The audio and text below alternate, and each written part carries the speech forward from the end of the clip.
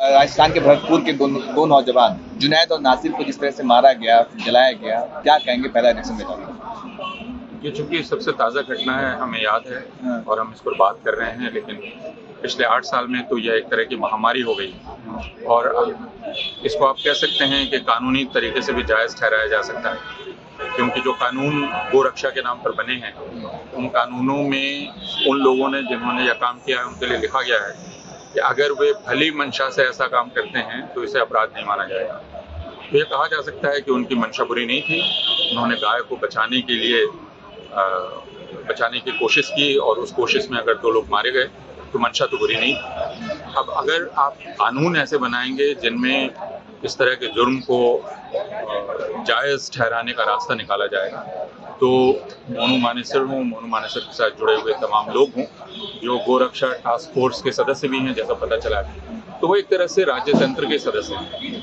ये कहा जा सकता है कि यह कोई गुंडों का गिरोह नहीं, बल्कि गुंडों का गिरोह और राज्य दोनों एक दूसरे के साथ हैं, बल्कि शायद वही राज्य हैं।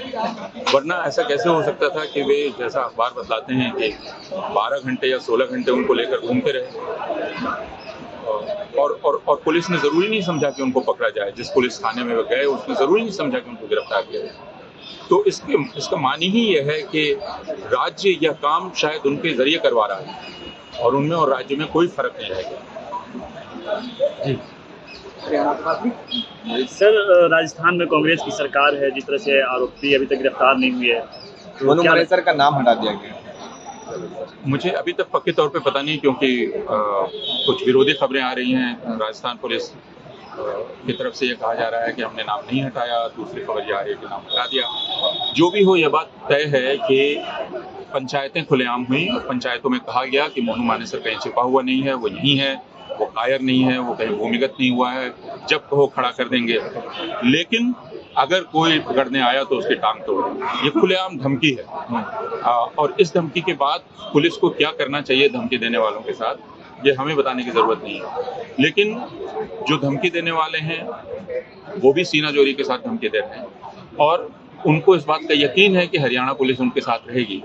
राजस्थान पुलिस अगर दबिश करने जाए तो हरियाणा पुलिस उनका साथ देगी कि नहीं, इसकी गारंटी राजस्थान पुलिस को नहीं है। और ये हम पिछले दिनों देख चुके हैं कि अगर कोई अभियुक्त भारतीय जनता पार्टी से जुड़ा हुआ है, उसके नेटवर्क से जुड़ा हुआ है और उसके राज्य में है, तो वह पुलिस उसकी पुलिस पकड़ने नहीं देती, बल्कि कई बार छीन कर ले जाती है अगर पकड़ लिया जाए। हम इस चीज़ को देख चुके हैं। तो ये एक ऐसा मसला है जिसमें 2 राज्य हैं और एक राज्य की पुलिस को कोई इसकी ज़रूरत महसूस नहीं होती है कि इन अभियुक्तों को पकड़ा जाए। मुसलमान के साथ कुछ हो तो मुसलमान के साथ हमदर्दी भी न जताओ, उसके साथ खड़े न रहो, क्योंकि ये कहा जाता है कि अगर तुम मुसलमान के साथ खड़े रहोगे तो हिंदू तुमसे बिदक जाएंगे, हिंदू वोट तुम्हारे हाथ से चले जाएंगे। और ये बहुत शर्म की बात है उन दलों के लिए जो खुद को धर्मनिरपेक्ष कहते हैं। उनको खुद को धर्मनिरपेक्ष कहना बंद कर देना चाहिए। राजनीतिक फायदे के लिए सर जो पॉलिटिकल पार्टीज है या विपक्ष जो है वो काम कर रहा है, मतलब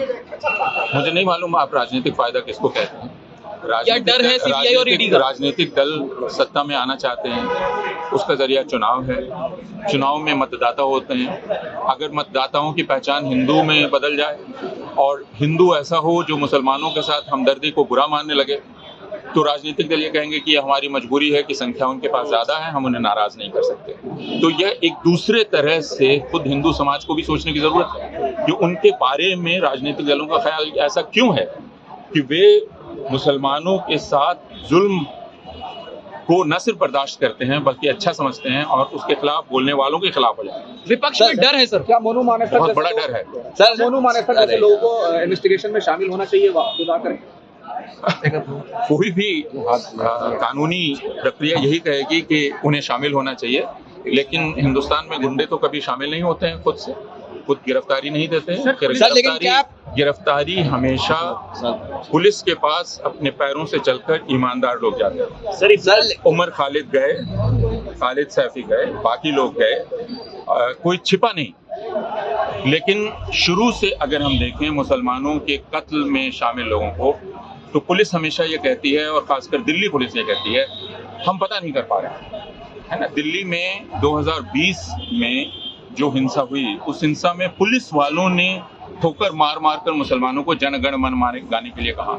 अब पुलिस कह रही है हम उन 5 पुलिस वालों को नहीं पहचान पा रहे हैं, ये उन्हीं के लोग हैं। तो इससे आप अंदाज कर सकते हैं कि पुलिस को दरअसल इसमें कोई दिलचस्पी ही नहीं है। सर लेकिन क्या पुलिस का इकबाल इतना मर गया है कि एक तरफ राजस्थान पुलिस को धमकी दी जा रही है, पुलिस तो पुलिस है ना, कि आएगी तो अपने हरियाणा पैर में पर, धमकी दी जा रही है, हरियाणा में धमकी दी जा रही है, तो राजस्थान कम से कम और हरियाणा पुलिस ये सोच रही है धमकी हमें नहीं है, राजस्थान पुलिस को है। हाँ। इसलिए बात ठीक है। अच्छा है ना। लेकिन हाँ। 2020 में दिल्ली की सड़कों पर आपने नारे सुने होंगे, हाँ।